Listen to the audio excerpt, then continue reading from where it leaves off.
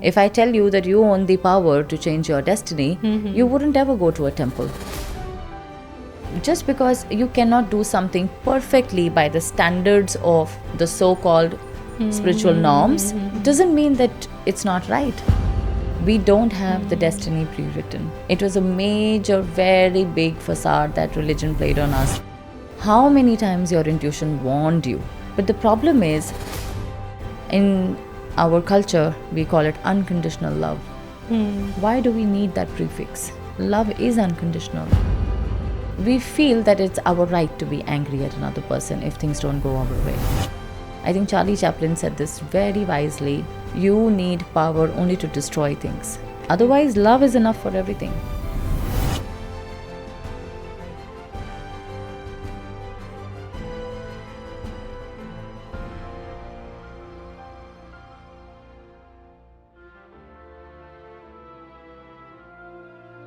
Hi everyone, welcome to Stories That Matter, where conversations aren't just heard, they are felt. I'm your host Aysha, and today it's my honor to welcome Master Vani Kabir again on the show Stories That Matter. Her work comes from ancient Lemuria, where the wisdom isn't just taught, it's transmitted. She's here with us to make us remind that spirituality isn't about to confine ourselves, but to liberate us and make us remember who we are. Thank you, Master Vani Kabir. Thanks for coming to our show, Stories That Matter. Thank you. It is Thank all you. your love. In our journey, is it life all about clearing up our karmic patterns and They will learning anyway the happen. lessons? They will anyway happen. Whatever your soul contract is, whatever that you've chosen, will anyway happen. It's not about you making an effort. When something has to clear, when like people tell me that there are people who've taken readings from me like 3 years ago, and they come for a healing now, and they say, we felt that we need the healing now. Okay. And I always tell them that when your trauma gets to a point of a volcanic eruption is when you will seek a healer. And you don't have any role to play in it. So the thing is, like, the destiny will automatically unfold itself. There is no destiny. It's every moment that we have, that we choose, becomes our destiny. If today I'm sitting here and I'm choosing I'm going to do this podcast and I am Master Vani Kabir, I'm choosing that. Tomorrow I may choose I am Vani Kabir, the dancer. And that's who I become. What version we shall expect in 2026 of yours? Oh my God. I don't know.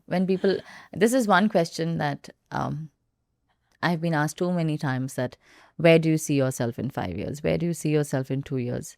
And I always say that I don't know, but I just want to be peaceful. Yeah, I don't know who I will be. I don't know whether I'll have one company or 5, or I may not have anything. I may just sell everything and buy a cottage.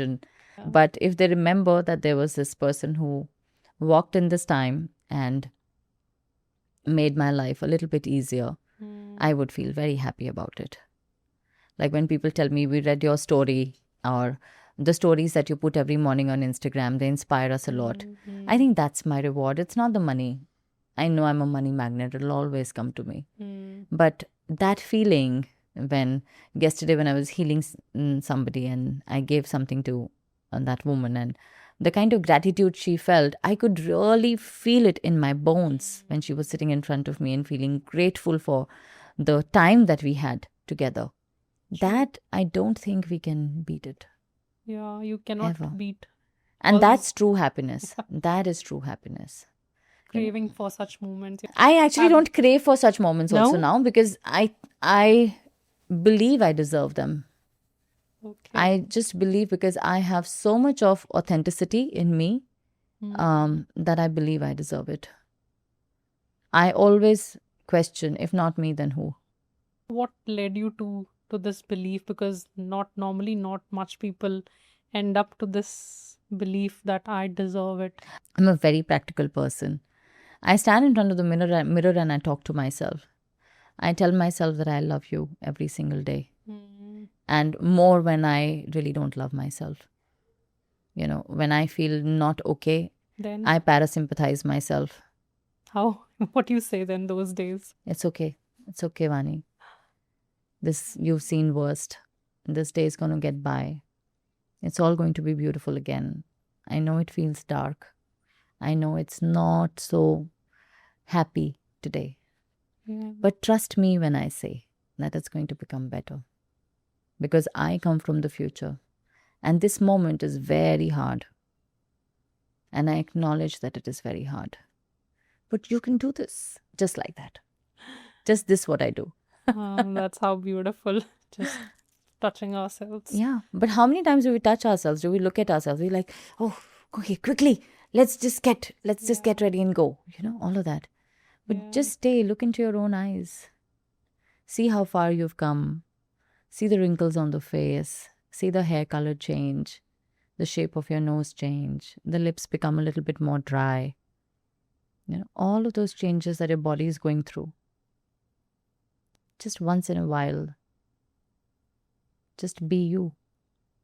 In a world that is constantly trying to tell you to be someone else. Just slow down. Take some time. Be with yourself. Do all the work that is required to be done. But don't hustle. Don't push yourself when your body tells you no. Just be. Enjoy the person that you're becoming. Enjoy the person that you are. Be the flower. Don't chase the butterfly. It's so beautiful how beautifully the universe works. I really wish that there's a day where I can share how it truly works, and I can come up with a real simple explanation of it so that people understand that it's really not tough to manifest, because you already are doing it unconsciously. The only switch that you have to switch on is doing it consciously. The moment you switch that on, you become God.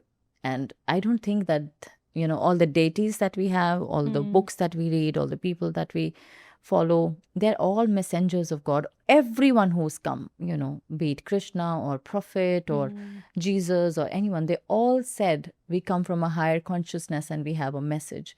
They were all messengers, but they were great evolved beings.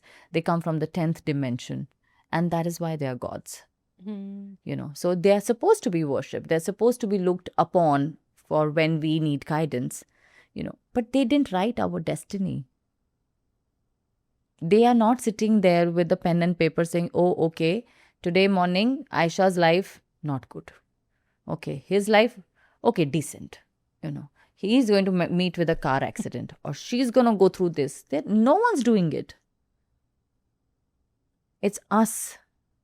Our choices. All of it, our choice. Each and everything is our choice. How do you get up in the morning and decide you want to have a coffee or tea?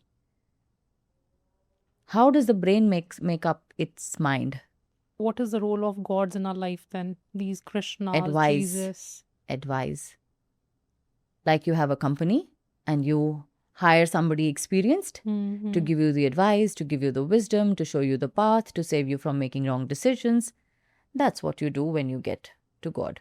That when I have a conversation, I sit in my temple and I say, listen, this isn't working for me. And you need to show me the path that will. You ask for wisdom. I ask for wisdom. I don't ask for a solution. I ask for the path that will lead me to the solution. A lot of people think that the moment they go to a temple or they sit with folded hands on their knees, and whatever they ask should be granted to them. Absolutely no. You should ask for the path that leads you to the solution, not the solution. Very true. I think that's and the moment you don't ask for a solution, you are in a very beautiful relationship, because the blame goes away. And there's one simple thing that I think in 2026, everyone should be more mindful of and should ask more to themselves and to other people. How can I help you? It is such a beautiful thing. I think the biggest religion in the world is kindness. Just asking. If you see somebody in the mall and the lady struggling with the child, so many times things like that happen, and we see and we walk by, just stop and say, how can I help you? If a friend comes up and says the worst things about you, she's very angry with you and she's very upset with you. Absorb all of that in, no matter how much it is hurting you. Ask, how can I help you? Way to even. It just changes the whole dynamics, your entire nervous system. It puts you in a state which is godlike. And then you are in this very beautiful landscape all the time where everything is working for you in your favor. Sitting here, I imagine the landscape. There are mountains, there's a water flowing. That's how I am doing the podcast. I'm not sitting in front of you in a room with the mic and with the cameras. I'm sitting in one of the most peaceful places and I'm very happy. Just very happy. We have always conditioned ourselves. We have grown in a society where we have been conditioned with some traditions, with the past cultures, and with the notion that says that pain is inevitable. Yeah. So, what are your thoughts on it? I think pain is inevitable because we came to earth to experience all the emotions. The soul doesn't experience anything, you know. So that is why we incarnate as human beings, as an energy that could feel emotions. So pain is inevitable. But to believe that suffering is a part of my life, I don't think that's true. Because pain and suffering are two different things. You may have pain for something, but you may choose not to suffer with it. Before coming here, I got hurt on my toe, and it's paining ever since. You know, it's going to take its own time to heal. And when I wear boots and when I wear my footwear, it hurts me all the more. Am I suffering with it? No. Similarly, when a person is sick, they may choose to suffer with the sickness, but or they may just choose the pain that, okay, yes, it is painful, but I don't choose to suffer with it. Like, for example, people who are anxious, you know, they're always suffering while they have no pain. Oh, wow. Right? That's true. So they're suffering with something that is going to happen. Yeah. And there is no pain involved. But the suffering is involved. True. So suffering and pain, they're not the same thing. Oh, thanks for clarifying that notion. Your own Suffering thoughts. is a state of mind that you locked yourself in by the belief system that suffering will make you better. It makes you a better devotee, it makes you a better person, it makes you sacrifice more, and sacrifice is the key to moksha, and all of those things. This was all taught by the religion charade to us. And we believed that if we suffer, we are going to be better. Yeah. You know, that's not true. Because people think that even when they're manifesting things, you know, they already believe that if they're asking for 20 million dirhams, you know, they will have to slog themselves. They'll have to put such hard work into it. They'll have to work 24/7. They'll have to hustle so much. All of this they already have believed. But what they don't see on the other side is that it can all come without resistance. Because they don't ask it without resistance. They just ask. They never say that I want this, but I don't want the resistance to come with it. I don't want the struggle to come with it. Because manifestation is really very simple. It's not like you have to be constantly like putting a rope around your neck and choking yourself to get somewhere. No, a lot of things come very easy to us. Right? We never think that, how did this thing happen so easily to me? Yeah, we never think that way. Yeah. That such a big thing, it happened so easily. Yeah. You know, but when we are manifesting, we are already prepared for that. Okay, it is going to become so tough for us. If we want to earn more money, we'll have to invest more time. But that's not true. Those are all just limiting beliefs that if you have to earn more money, you have to invest more time.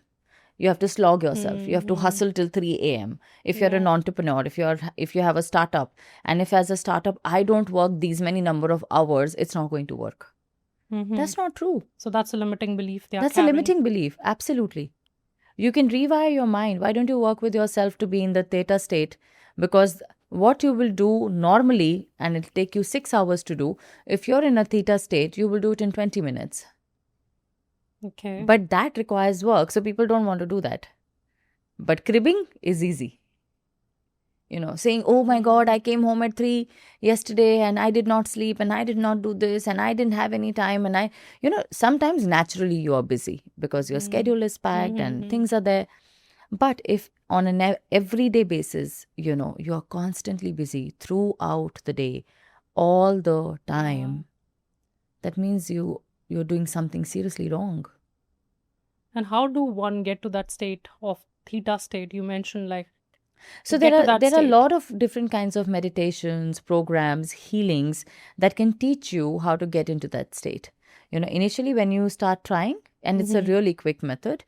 When you start trying, it takes you around an hour and a half to get to that state. Like for a Okay. simple technique, take an afternoon nap. I think all the best founders in the world, they take an afternoon nap, including myself. Okay. I sleep for 30 minutes in the afternoon in my own office. Uh-huh. So if you are, and if at times, if I have to think of something, there's a problem going on and I don't have a solution to it, I will sleep with a crystal in hand. Because I'm transmitting that energy and getting into that state faster where I can activate that solution, because there is no lock without a key. Yeah. It's just that I can't see it. But the moment I see it, I can unlock it. And then there's another technique, like having a iron ball kind of a thing in your hand when you sleep. So when you'll sleep, it'll naturally fall on the ground and you'll pick it up and then again go back to sleep immediately. And then again it'll fall and again pick it up and go back to sleep. You're altering your consciousness levels immediately. So do this for 20 days. After 20 days, you wouldn't need the ball. Interesting. And so these are just small things that you can do to alter your state of consciousness. So which crystal, you said you hold crystal in your hand? Which crystal I have a do you lot of them, recommend? so I just choose mostly carnelian, carnelian ball, or if it is a money related problem, I will work with a citrine or a yellow jade. Mostly, I would also use a clear quartz ball. So those kind of spheres, they work like every crystal has a separate intention, and I work with them so closely. So I have a personal bonding with them. So but you can do all of those things. So depending on the situation or the challenge we are facing at that point in our life, you can pick up those crystals which can help you during those states. Yes, because it's not like without crystals you can't ascend or you can't get into a high vibrational state. It's just more work. So a crystal is like a power bank to your body. So it just instantly lifts up your vibration. So you don't have to worry, and you don't have to work, and you don't have to overthink, and you don't have to browbeat yourself to do something. So there are days that I really don't get the time to meditate. So in the morning, and so I have to wait up until night till I get the time to do that. But now I have to go by the day. So then I will choose certain crystals that will help me lift up my state up until then. And then I'll come back home, take a shower, light candles in my room, and do a 1 hour meditation in the night before I sleep. So it is very important, because these subconscious beliefs are what takes us forward into our future. And to break these subconscious beliefs is the real challenge. How can a person identify, first of all, that if a person is going through any challenge or suffering, it is coming from their past wounds, or it is coming from their subconscious pattern? How a person can identify that? Because normally when a person is into that state, no one thinks in that fashion, that the root cause why that person is suffering or why he has that kind of limiting blocks is because of maybe past karmas, maybe there's something linked to ancestors. No one normally I don't see people thinking in that fashion. When we talk about Lemuria, there were people who used to work on themselves. I wouldn't delve a lot right now. I'll take this topic up later. But as we progressed as humans, we were taught and educated out of being intuitive beings and being followers and workers. And that is when the education system was born. Because the education system is all about creating followers. They don't want to create leaders. If they tell you that your emotions are your biggest strength, then the whole industry will fall flat, right? If I tell you that you own the power to change your destiny, you wouldn't ever go to a temple. If I can tell you that you can pray sitting in your washroom, and you wouldn't go to the temple. That you don't have to take a bath before you pray. All of those small little myths and things that people have told us, and, that I have to fold my hands to pray. I mean, of course you can, because you have beautiful chakras on your hand, and when they combine together, it creates an energetic field. But that doesn't mean that that's the only way to do it. Mm-hmm. Okay. The soul of a child who's a newborn is also constantly connected to the consciousness. Yeah. Praying is not always asking for something. A lot of people think praying is okay. I will pray when I want to ask something. But do you think a newborn is not praying? That's not true. Is he folding his hands? No. Is he on his knees? No. How a newborn is connected to that consciousness or awareness. Absolutely, he is. Is naturally connected, right? All of us are. We are all plugged into the source. And no one can take us out of that. No one. We can never be not connected to it. We have just forgotten. Yeah, we've just We are forgotten that we are naturally connected. Your body is, I think, 68% oxygen, and then 15% nitrogen, and then 8% carbon, with some other parts of, elements that are there. None of them are human. None of these elements. Yeah. We're made of stars. This is what stars are made of. Wow. Yeah, and that's what our body is made of. We are equivalent to stars. Absolutely. We are shining in our own way. We're shining in our own way. There will come a time we'll collapse, we'll become into stardust. Yeah. And then from the stardust, something new will form. Yeah. So the question to your answer about self-limiting beliefs is that beliefs are passed on generation after generation. When somebody says, whether it is a superstition, aise mat karo, don't do this, don't cross the road, don't eat with left hand. All of those are generational beliefs. Some superstition, some belief system, something that worked for me, I'm going to pass it on to my son. Something that worked for him, he's going to pass it on to his daughter. Things like that. They worked at that time. Yes, yes. And we are a sum total of our ancestors. And people who think that the ancestors are gone and they died and they are in some other spiritual realm or some other spiritual field, that's not true. The ancestors are in our DNA. Every part of them is living in us, and we are the most powerful version of our ancestors. This is what our ancestors wanted to become. They wanted to sit here and talk like this. They wanted to enjoy the life like we are enjoying. They wanted to have kids like we have. And this is what they wanted to achieve in their life, but they couldn't, for the lack of resources, for the lack of self-honor, self-respect, self-love, the kind of circumstances, all of those things. And we will also become ancestors, right? And the generation that's going to come after us, maybe my grandchildren would be like, oh, she did so much, but she couldn't do that at that time. She wanted to, but she didn't have the means. So all of those are limiting beliefs. Now, how do you identify them? How many of us are sitting with ourselves for just 10 minutes in a day? Alone, without a phone, without a book, without anything. Probably with a candle. Just sit. Allow your mind and your body to speak to you. We don't allow that to happen. Yeah. So then when we say that we are on a vacation or we are somewhere, where we are going to be calm and resting, that's the time that our body starts shouting. All the pains will come back, all the headache will come back, all the backache will come back. And we'll be like, I came on a vacation and I'm sick. Of course you're going to be sick because you never heard it before. Because all that you told yourself was that I don't even have the time to fall sick. So when you have the time, you fall sick. Oh, wow. Does it work that way? So we have to start listening our body. Your body talks to you. Your mind talks to you. Your soul talks to you. Yeah. Say a hi inside your own body and you'll get a reply back. Who's replying back to you? Soul. It's your higher consciousness. Okay. Always present. Always present. Whether you term yourself a good person or a not so good person, whether you think that, oh, you're a bad soul or a good soul, or irrespective of where you are, it is always, always present. It's just that we don't tap into it.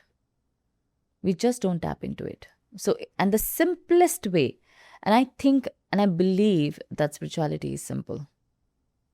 All that you need to do is just find a place and sit there every day for 10 minutes. And after 10 minutes, get up and journal every thought that came in, whatever you remember. And then shut the journal. You don't have to read it. You don't have to go through it. Read it once in a month. And you'll be surprised how many things your own body predicted for you. Your own soul predicted that this is going to happen like this, don't do this. How many times your intuition warned you? But the problem is, simple is not digested. If I tell somebody, wake up at 4 o'clock, do this, don't wear shoes, walk 1 kilometer, take 20 circles of this fountain, then come back, then cook this, and then make this, and then offer it to the sun, then offer it to the moon, then offer it to your child, all of that charade, people are very excited to do. Very excited. But the moment you tell them you don't need anything, just sit with yourself. Just wear a crystal bracelet. Just journal. If you can't meditate for 10 minutes, meditate for 2. If you can't read a whole book, read a page. Just because you cannot do something perfectly by the standards of the so-called spiritual norms doesn't mean that it's not right. If you can't walk 10,000 steps a day, do 1,000 steps a day. But because we fit such a big notion in our mind and in our head that is the ultimate perfect thing to do. And if I don't have that perfect thing, everything else doesn't mean anything. We have been conditioned to follow that path. Do this to receive this. Do this, you'll receive the blessings, right? Because it's created, it is made to be transactional. There's a difference between transaction and exchange. And? Exchange. Okay. Exchange is that I like something you have and you like something I have. We are exchanging it. Yeah. Transaction is I want to have something that you have and you want to have something that I have. It's not the same. And religion is transaction. You want something, come pray to God, kneel here, cook food, clean utensil, do this, put money in the dan peti, come and everything will happen. Exchange is when you sit with the universe and you say that, listen, I want to get rid of this part of me. I'm willing to do the work. Show me the path, because the universe has the path to show and you will walk on it. So you're just making an energy exchange. It's that simple. Everything is very simple. I'm surprised, Aysha, when I see people online and they're complicating stuff so much. And I look at them and I think that if they are so distorted in their own mind and they think that everything is so difficult, how is it that they're ever going to make life simple for anybody else? Because what I don't have, I cannot give. Yeah, true. So if I cannot think straight and if I can't think simple and if I cannot, like let me put it another way. When I do healings, I do one-shot healings. I have never taken multiple sessions with a person. I've done more than 13,000 healings up until now. No one has ever reached out to me. And when I say no one, I mean no one has ever reached out to me saying that, the healing didn't work, this didn't happen, that didn't happen. Why? Because when I take 3 months to prepare for a healing, like if you will tell me I want to heal this from myself, I'll say, okay, this is the work you do, this is the work I do. And then we meet after 2 months or 3 months for these 3 hours. And in those 3 hours, we finish it all. Okay. It's not like you come tomorrow, let's do 20-minute session. Okay, let's do 40-minute session. Let's do this. Because I'm not treating the symptom. You may be experiencing headaches all the time, but I'm going to go to the root cause of that headache, that why is it even happening? So a lot of people are working on the symptoms because it's easier to work on the symptom. If you come to me and you say, I have a backache, I can remove your backache in 15 minutes. Even if it is 5 long years that you've been suffering from it. It takes me 15 minutes to do that. But it's going to come back. I have to go to the root cause to understand that which vertebrae of your spine is holding which emotion. You've mentioned previously as well, like every emotion is stored in our body. And you work and figure out the root cause of that pain. Every pain is linked to an emotion. Yeah. And there were a lot of, kind of questions coming on my channel that, I want to know why I have finger pain, why I have hand pain all the time, and I want to know the reason. So there is like, is there any something you can shortlist for my listeners? Like every suffering or every pain is linked I to can this I can emotion? talk about the common ones. Okay.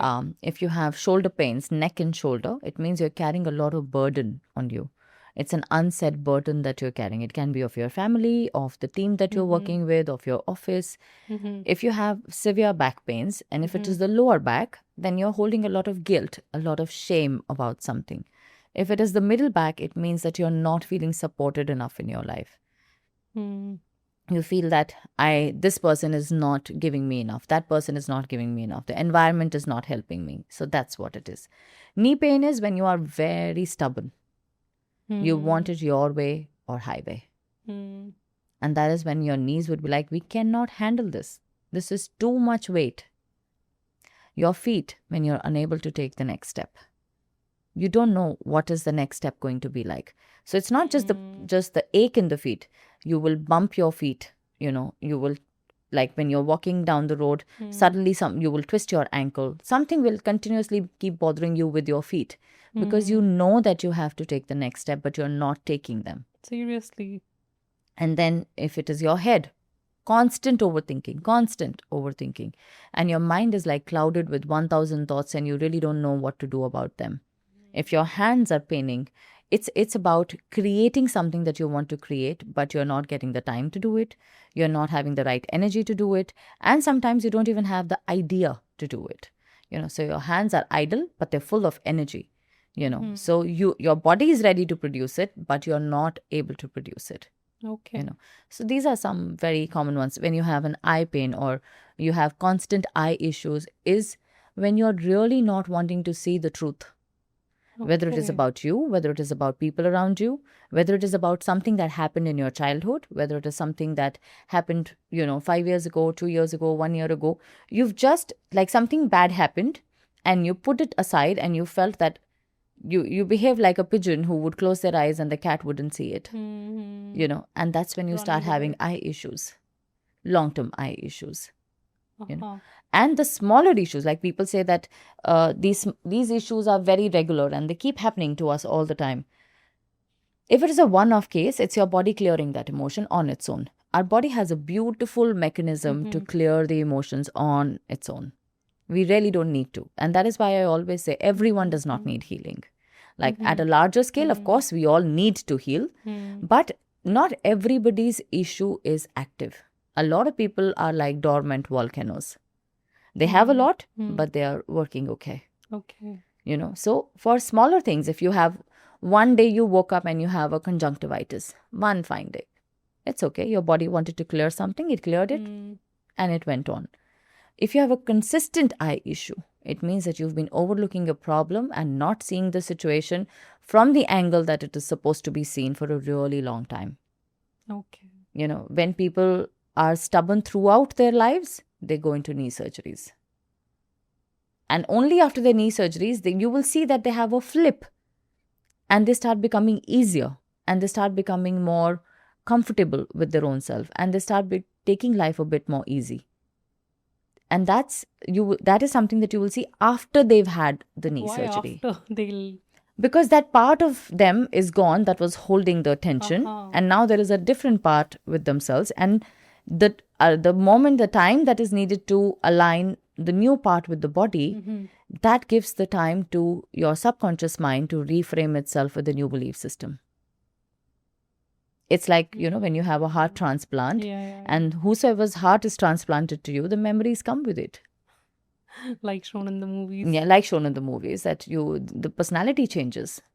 With every organ that gets replaced in the body, the personality of the person will change. Because it's a new frequency. So even that means each and every body part of ours is holding some sort of a frequency. Every cell of your body is holding something, even something that we are talking to us. Now, people say, okay, if you and I are sitting here and we are gossiping, I met this girl yesterday, Aysha, and you know what she was wearing, and you know how she was, and you know how she was talking, and she had this really deep neck, and the cleavage was showing, and the husband was talking like this, and I can't go on. It's too much. That's fine. It's too much. So what I'm doing is I'm saying all of that to me, because for my mind, for my subconscious mind, no one else exists. And it believes that everything that I speak, I'm only speaking to myself. So when I say that that woman was harsh, rude, snobbish, I'm saying it to myself.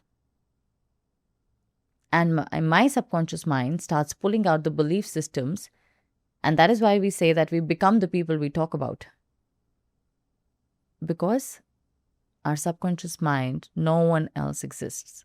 We are the only one in the universe. When we are come across a situation, there's something which is reflecting that inside of us, which we need to reflect deep inside why this thing happened. Yeah, because a lot of people think that this person triggered me and that is why I'm angry. I was all okay in the morning. You came, you said this to me, and now I'm angry. You ruined this day for me. You killed my, drive for the day. Because of you, I'm having a bad day. But what they don't understand is that the trigger is in you. They are not the trigger. I can come to you and I can say, how stupid, Aisha. And you'll be like, oh, I'm so sorry, I'm going to get better next time. And the next time that I meet you, I say the same thing. How stupid of you. And you'll turn around and say, why do you keep calling me stupid? So there's some part it's the of same, me exactly, which needs to clear that absolutely stupidity inside me, maybe. Absolutely. Because I'm saying the same sentence to the same person, just in two different equations, just in two different frequencies. But one frequency in which you are at the moment is triggering for you, inside you, even before I said that sentence. So what you need to do is you need to check that trigger. And you need to be thankful for those triggers, because triggers become glimmers. Because triggers are going to tell you where you are going wrong. They're a map that I think all of us need. Isn't it a good point to start? Like, start looking into our triggers? Absolutely. The moment you understand your trigger, it becomes a glimmer. Yeah. And supposedly I get to know that, okay, I'm at work and I have to launch something tomorrow, and my team comes to me and they say, we are not ready.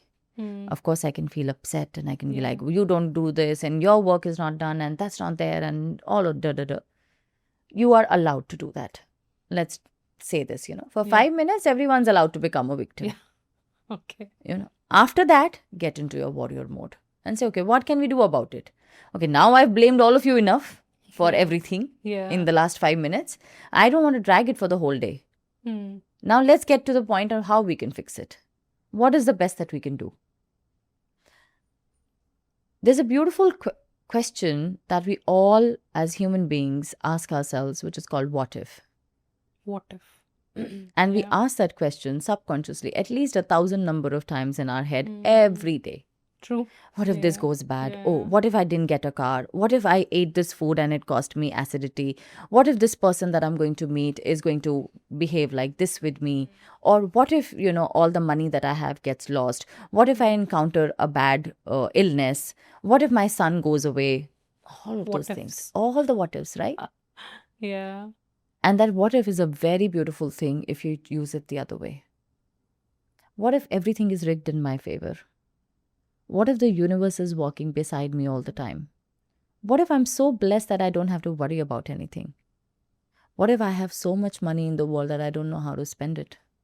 What if I have the best vacation ever on the best beach ever with my best people ever? Yeah. It's the same what if. Normally we end up having the negative side of what if. It's easy to spiral down, no? Yeah. It's not our fault. It's just very easy to spiral down. It's very hard to lift yourself up. It's very hard to raise your vibration. It's hard to climb a mountain. It's easy to come down. Right? True. It takes courage, effort, zeal, fighting your own odds, physical, mental. That's when you get to the top. But coming down is so much more easy. You can slide down also. True, coming down and spiraling down to that negative thought, negative emotions is quite easy. So if If most of the people are living their lives on the worst case scenario, you just have to train your life to become the best case scenario. Okay? Like, get up in the morning and think what all could go wrong. Not that way. No, yeah, just think what all could go wrong. This could go wrong, that could go wrong, that, and the biggest thing that could go wrong is the next moment you're not alive. Yeah. That's the worst that can Yeah, happen. yeah. You know, done, dusted. Okay, dear body, we know everything that can go wrong. Okay, let's now start rephrasing it, Yeah. and let's get to the point of making the best case scenario for us. Yeah. What can I do today? It's one more adventure. It's one more day. I'm never, ever, ever going to be 39 years and I don't know how many days. It's 22nd Yeah. December, my birthday. So I'm never, ever going to be this age, this moment again. And what am I going to do what am I going to make of the next moment of my life? That control is with us. True. We don't have the destiny pre-written. It was a major, very big facade that religion played on us, that everything is written and it is written by somebody as at the higher consciousness, and you don't have a choice. You have to follow what it is. The only thing that you can do is that when that bad period of your life gets activated, you can fold your hands, you can pray, you can donate, you can do rituals, you can do remedies and things like that when that bad time comes. If you just look at it from an external perspective, it's such a twisted system. Because if, as a child, you tell somebody, like for example, Kabir doesn't belong to any religion. He goes to the Gurudwara when he wants to, he goes to the temple when he wants to. But if you ask him to recite one mantra, he cannot. But he has this full faith in himself that I can achieve what I want to achieve. That I will build my company and I will do. Today morning, I was having a conversation with him about how important accounts and economics learning is for a business. How it is important to train yourself to be in a discipline. Yeah. To understand your own rhythm of your own body. To not wake up at 12 and 1 in the afternoon and then sleep at 1 or 2 at night, because it disturbs the rhythm of the body. And when it disturbs the rhythm of the body, it will slow down. Okay. And when it slows down, it will create a fog. And when that fog gets created, you're not able to think straight. True. And when you're not able to think straight, you make bad decisions. Yeah. And when you make bad decisions, you blame God. Yeah. Things didn't turn up the way Yeah, they because want. you never come back to yourself and say that I made a bad choice. Yeah. So like when I 2024 has been a series of bad decisions for me.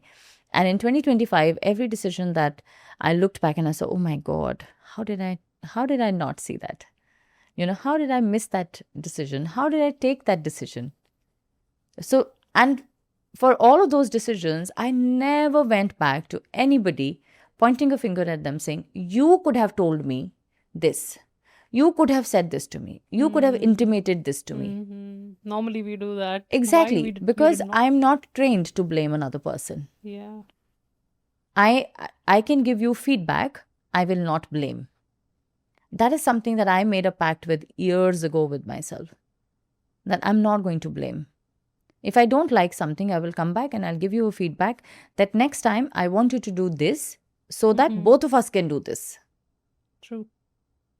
But the problem is when you become such a strong believer of or such a strong locked person in your own rote belief system, you take every feedback as blame. Every feedback. Oh, so you're trying to tell me that I don't do a good job. Oh, so you're trying to tell me that I'm not a good husband. And what did I say? I just said that please come home on time. Or if you do this, it'll be better. Or book a movie ticket. Oh, so you mean to say that I don't love you enough? We have been trained to not listen to what we are being told. We've been trained to read between the lines all the time. True. And that's where all the chaos is. If I just learn to take things the way that they are said to me, if Aisha tells me, you look beautiful, I'll be like, Yeah, she told me I look beautiful. That's it. Thank you very much. Totally accepted. I would not go in between the lines and read that, oh, did she mean this? Did she mean my hair was nice? Did she mean my dress was nice? Did she mean this? No. And the same I wouldn't do for when you give me a not so good thing to say. Okay, let's. We have this statue here. Very pretty. I will hold it here for you. Right? Yeah. The only things that you have to say about this statue, you have to say all the bad things that you find in this statue. All the bad ones, not the good ones. That's difficult. It's not that colorful. Hmm. Maybe the face is not very visible. Hmm.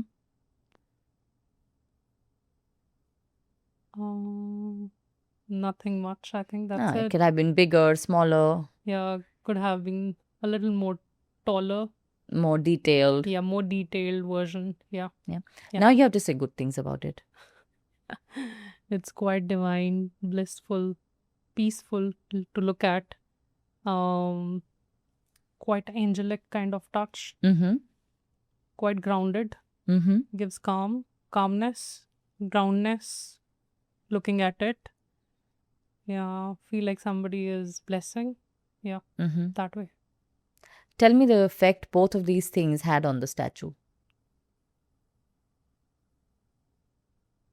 It stays same. Isn't it beautiful? Yeah. It stays the same. Yeah. You do this with the tree, it stays the same. You do this with the plant, it stays the same. You do that to water, it stays the same.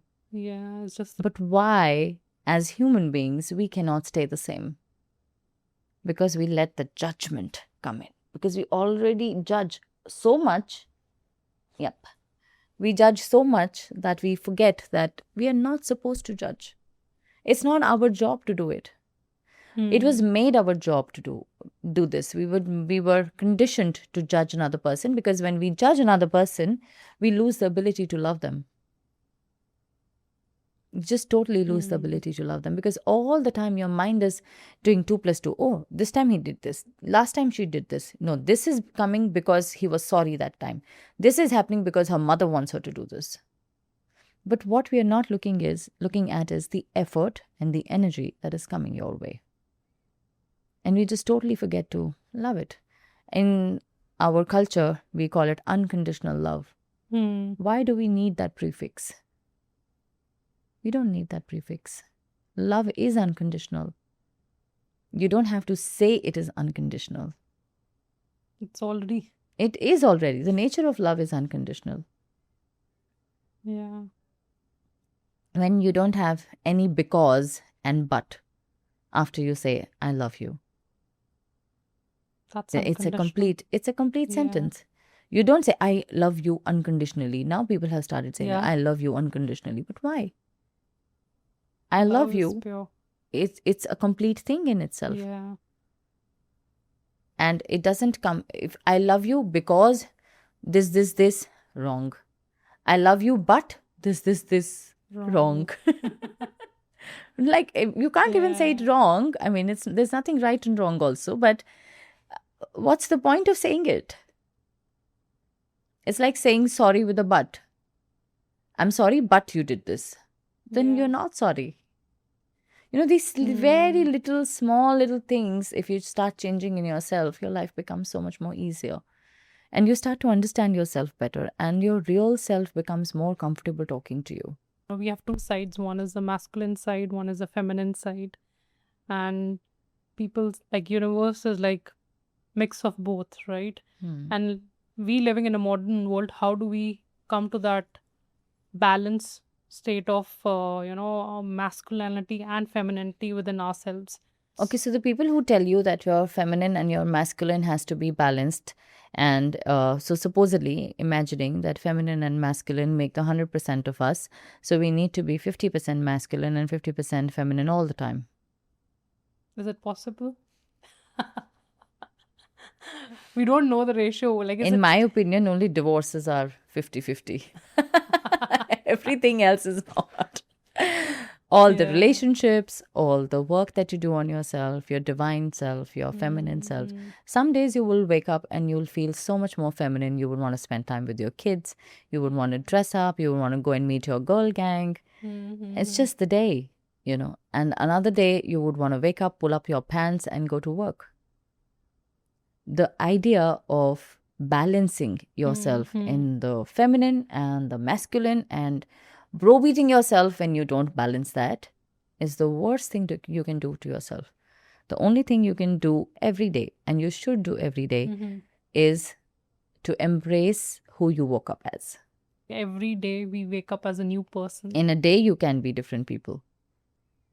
In every moment, you can be a different person.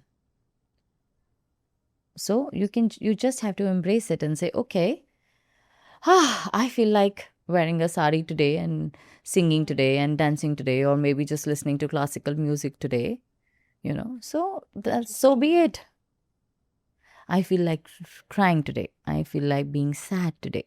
I feel like the world is falling apart and I haven't done anything right and all my decisions are failing and all my relationships are failing. I feel like that. And I accept it. And I sit with that emotion and I cry out that emotion. I write out that emotion. I don't brush it aside and say, I don't have time for this. I have to get going. No, everything else can wait. Sit with it. It came to meet you for a reason. It knocked on your door because it wanted to enter and it wanted to say something. It got a message. So until and unless we don't understand that message, if you don't embrace yourself, what will you balance? Forget about being masculine, feminine is still a, you know, you get time to get there. But what will you be able to balance in your life if you don't embrace who you woke up as? How many people would ask, what do I want of today? They just wake up and half of them are late.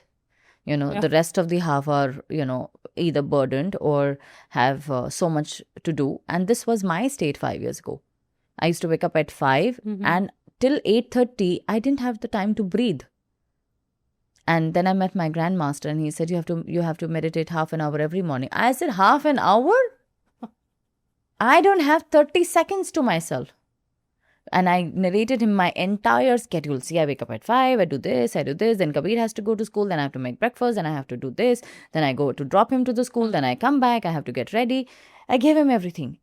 And then after that, he said, now you meditate 1 hour.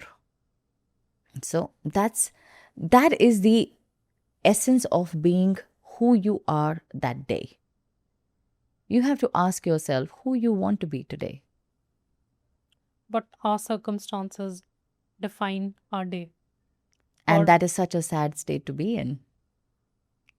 We don't have that liberty to choose, you know. Why? We don't. Why you don't have that liberty? Because we are living in a society where we already have things to do. And again, it is all conditioning. All of it is conditioning. Do you think people who have a great schedule in the morning, they don't have society? They're living on an alien planet. They live on Mars or Neptune where it's raining diamonds. But everyone doesn't have that liberty to have that relaxed mornings. Everyone has. I shifted it for myself. I said, okay, I'm not going to do this. That's it. You stopped. Yes. I am a diesel engine in the morning. Okay. I never rush my mornings. I think it's 3 years or maybe a little bit more than that. I never rush my mornings. I have no schedule in the morning. I wake up at around 5:30, sometimes 6. I don't even have a time particularly that, this is the time that my alarm will ring. I don't put alarm on my phone. I set an alarm in my mind that ideally I would like to wake up around this time. And I wake up around that time. And 15 minutes I would just lie on the bed and think about how I want my day to be. Just think about how I want my day to be. And then I would give a shout out to Kamal, garam pani de do. And then he will get my jeera water and I will freshen up. I'll sip the jeera water. And by that time my cats will come. I will play with my cats. Then I'll have a cup of tea. And that's how relaxed and easy my morning is. I don't open my phone. Like if I wake up at 5:36, I don't touch my phone before 8. You made that routine. In that whole matrix of my son going to school and things going to happen and who's going to cook and who's going to do this. I just started making smaller changes. I started preparing a little bit of it at night, and then when a little bit more money came in, I put a cook to handle things for me. She used to come early in the morning. So bit by bit only you get there. When you have a map in front of you and you have to go from here to Florida, you won't get there in a jiffy. True. You will have to take the necessary steps to get there. But just because you have this perfect vision in your mind, that doesn't mean that the smaller steps that you're taking today have no meaning. A lot of people ask me, how do you get into such a disciplined way of life? I did not get into a disciplined way of life because I envisioned all this disciplined way. I started doing smaller things every day, like brushing my teeth at night. Like folding my towel, after taking a bath and putting it aside so that it can be washed rather than throwing it away. Like making my bed in the morning, like reading one page before sleeping. Your body gets to be in discipline by doing smaller things, not by doing all the, like you never get to the gym and you start lifting up weights and you start building things the first time you hit the gym. But they say discipline is very important. Consistency and discipline is what makes you stand out from the rest. It's just a way your body and your mind feel safe. And when your body and your mind will feel safe, it'll be out of the survival mode. And when it is out of the survival mode is only when, if you feel safe with me, let me put it like this. You come and see me and I'm the kind of person who triggers you. What would you speak with me? You will avoid me? Yeah. Don't want to meet. Yeah. You wouldn't want to meet me. You would gossip about me. Yeah. You would be like, I don't know why people called her, and then you would narrate all the ways I made you feel bad to other people and to yourself, and if I am your safe space, you would wait to come and talk to me. True. You would bring me gifts. You would be very happy being around me. You would want to make plans with me. You would want to plan a vacation, a tea, a movie, all of those things. But we don't do this to ourselves. That safe space is our own body, I think. It's not just our body, it's our entire consciousness. You start with your body and you get to your consciousness. And you be in that space and you accept things the way that they are. When they don't trigger you, when they don't bother you, that, okay, imagine me coming here today and if at the last moment the podcast would get cancelled and you would call Aman and say, I'm really sorry, something happened at the studio and I couldn't do this and the podcast got cancelled. I have two ways to react. Oh my God, I prepared so much for it and I did this and, she could have had a backup and, how can she be so careless about it and all that rubbish stuff. And the other way is, okay, I'm sure that it was difficult for you and is there a way that I can help you? So we were doing an award. The last time the award function that happened in Dubai was supposed to happen on the 24th of July. And we had booked ourselves our tickets, our hotel and everything. And we got to know this on the 21st that the award date is being shifted. Okay. And I was on my way to Taj Damdama. I was going for a weekend stay there. And Aman told me, and Aman was like very frantic about it, that Master Vani, this is happening and how are we going to change this and all of that panic. And I said, okay, let me speak with the organizers. So I called them and I said, I'm really sorry that you have to change the date and I know that it's very hard. Let me know if I can help you with something. And I just want to know what is going to be your final date so I can make the arrangements. And they said that, no, we will be ready to compensate. And they said, I say, forget about that. If there's anything that is out of my reach, I will reach back out to you. But I don't think there is. More compassion. So I'm sure that all the other people would have reacted with the reaction number one. Because we feel that it's our right to be angry at another person if things don't go our way. But that's the state that you choose to be in, that it's okay. I would have been happy if this podcast would not have been there. I would have done something else. I would have gone and bought myself a pair of shoes. So Which, there are always good choices. yeah, there's always something nice to do with the time Yeah. that you have, rather than making it miserable for the other person. Because the moment you make it miserable for another person, you're also making it miserable for you. So when I say something angry to you, I'm the one locking myself in. Yeah. You will probably forget about that and you'll be like, okay, next time onwards, I'll not call this woman only. She gave me so much tantrum. Yeah. And if you see that, okay, this person is very casual, very okay. Like we had a healing yesterday morning and it was an important healing and it got cancelled because the person got sick. I had the time to had a great leisurely breakfast, which I would have rushed otherwise. I sat and watched the pool. I had the time to curl my own hair. So the moment you start noticing those things, everything will look like a blessing rather than, oh, now I have all this time to myself. What am I supposed to do? Why can't people be reliable? Why can't people be responsible? It's even when I say this right now, it just makes my body feel so tight. Like even when I don't mean them and I'm just saying it for the podcast, it is making my body feel tight. Even talking about Even just narrating it. Yeah. Because I would love to be in that state. And I think Charlie Chaplin said this very wisely, that you need power only to destroy things. Otherwise, love is enough for everything. It's okay. Maybe some days people would not get the love. They would not understand. I'm not telling you to turn the other cheek in when someone slaps you on one. But I'm saying that just give them a benefit of doubt and say it's okay. Doesn't matter. No foul done. It's fine.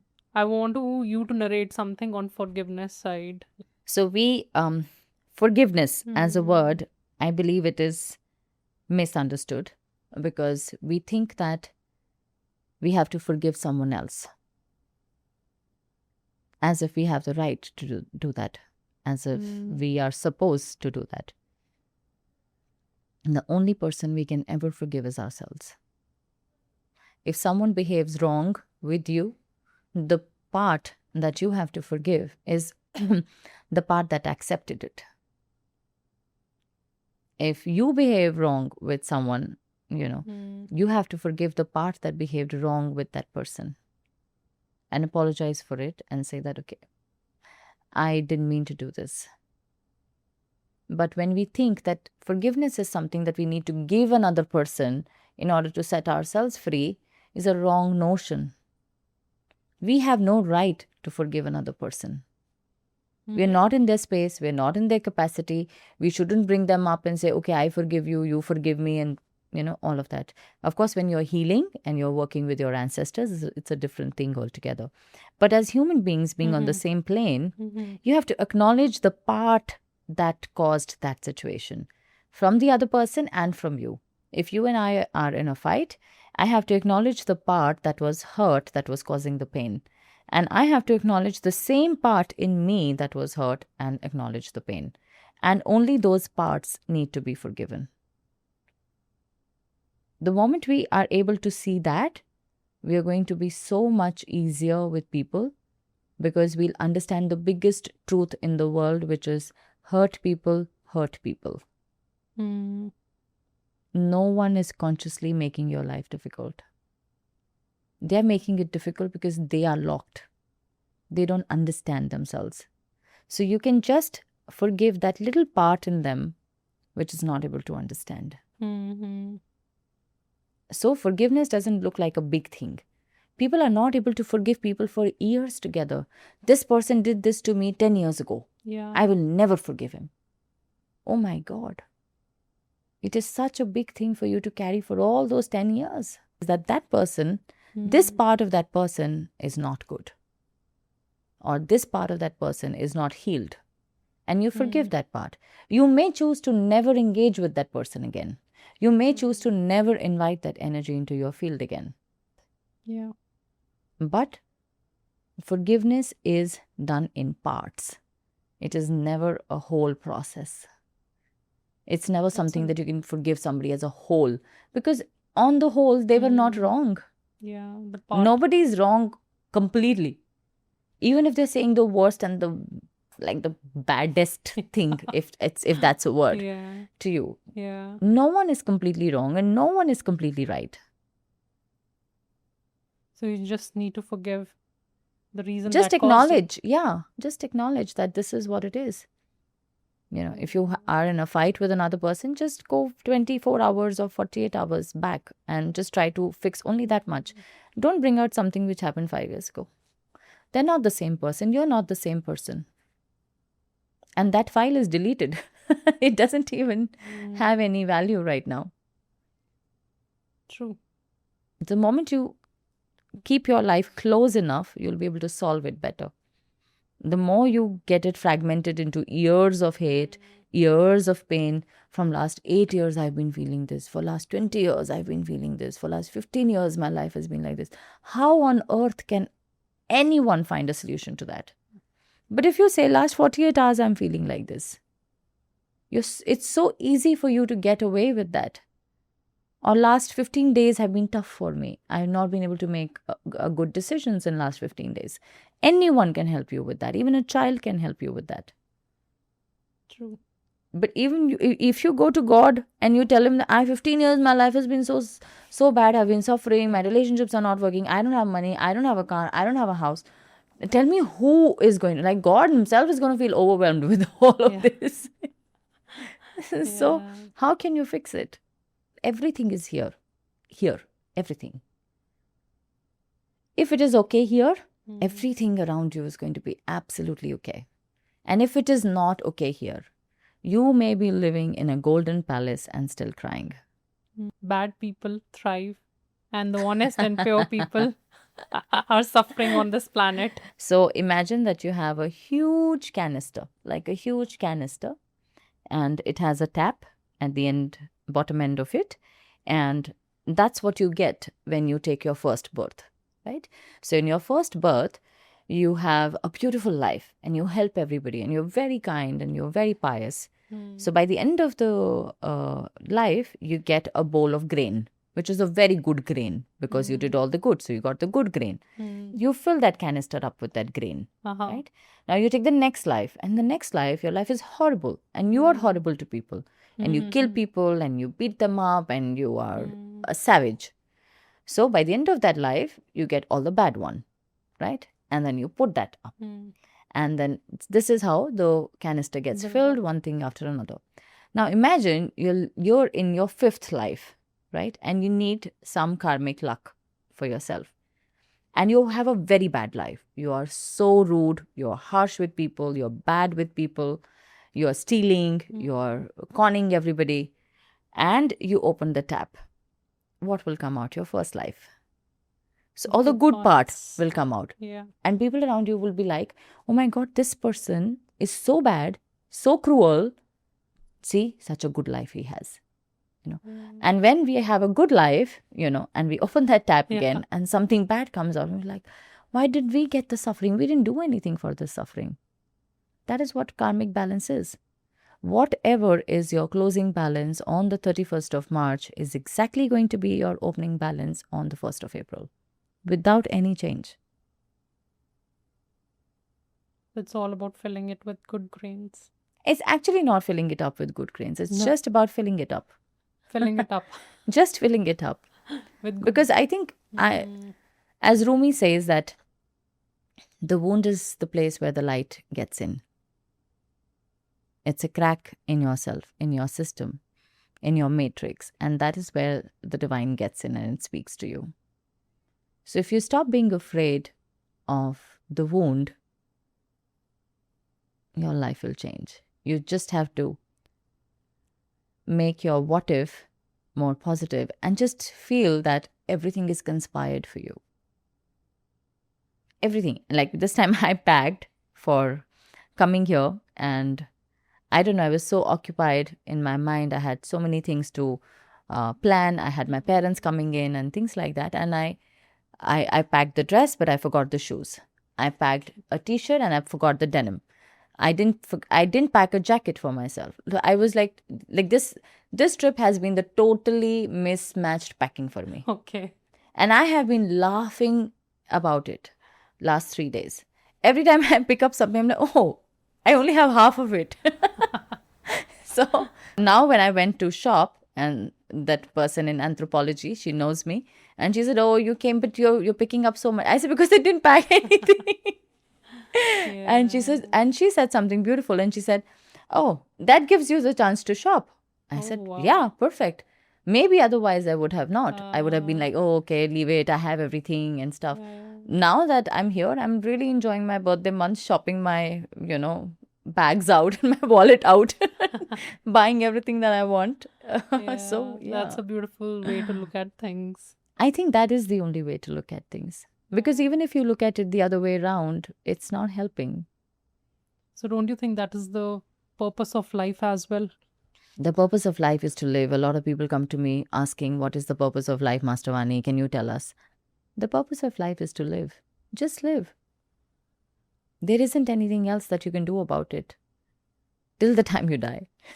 It's so beautiful to meet people, like you, and to have such kind of sacred conversations, which I feel like the world really needs to Yes. hear I do them. think so. Yes. Yeah, the world needs. I'm and we just have been happy just that used. this podcast is going to reach people and it's going to help them. I'm very happy to be here. I'm thrilled to be on your show all the time, and I wish we do many more episodes together. Yeah. And thank you. Thank you.